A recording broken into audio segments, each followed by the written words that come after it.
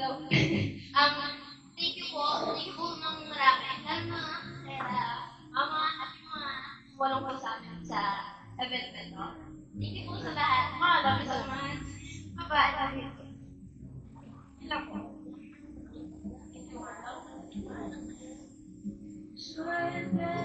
Hello. Ayan. Gusto ko lang po salamat sa mga komunidad, pumunta dito sa Rizal, mga friends and family ko. And thank you sa inyo sa effort nyo. Yun lang po. And thank you. Love you.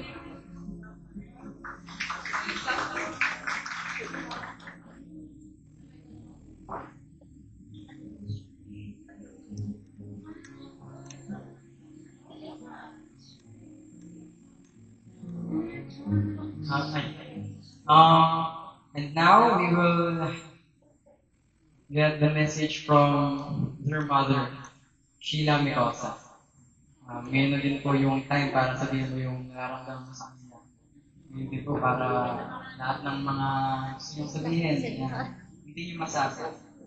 This is the moment po. Good evening, everyone. Thank you to all of you na nakarating po kayo sa okasyon namin. Salamat po sa inyong oras, sa bigay nilaan, sa mga kaibigan ko, sa pamilya ko. Para sa aking mga anak, thank you na bakit kayo mabait. Kahit wala ako sa tabi ninyo, sa tulong ni nanay, palaki ng pagkakas, yung ulang yan. Hindi kayo nagsasawa. Natuto kayo sa pag-aalaga nila. Kahit wala ako. Ang hirap umatay sa inyo. Instead na ako yung kasama ninyo habang lumalaki kayo. Nandito ako sa kayo lugar para may kabulin kayo.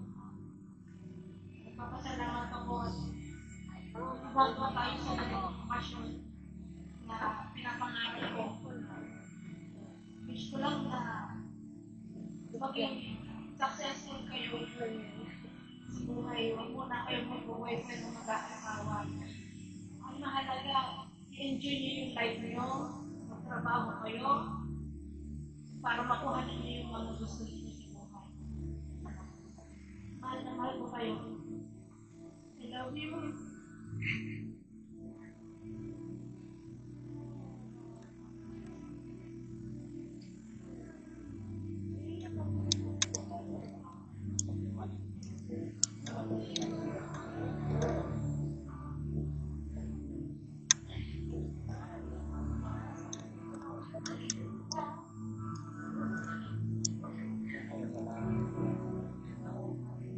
Next up naman po, and we get a message from their father, their principal.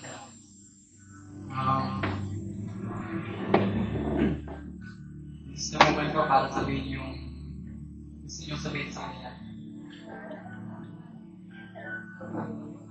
Hello, everybody. Happy birthday all again po, anak, and Chloe. So, wala naman ako nais na dagdag para ko sa akin nais sa inyo. And also, lagi tayo nakakapag-usap sa mga nasa bahay. May nais ko lang sabihin muli sa inyo, sa inyong birthday, at lagi nang naririnig. Mahal na mahal ko kayo. Nandito ko lang sa Papa, every time po na may problema kayo. Salamat sa pag-share niyo sa akin ng problem.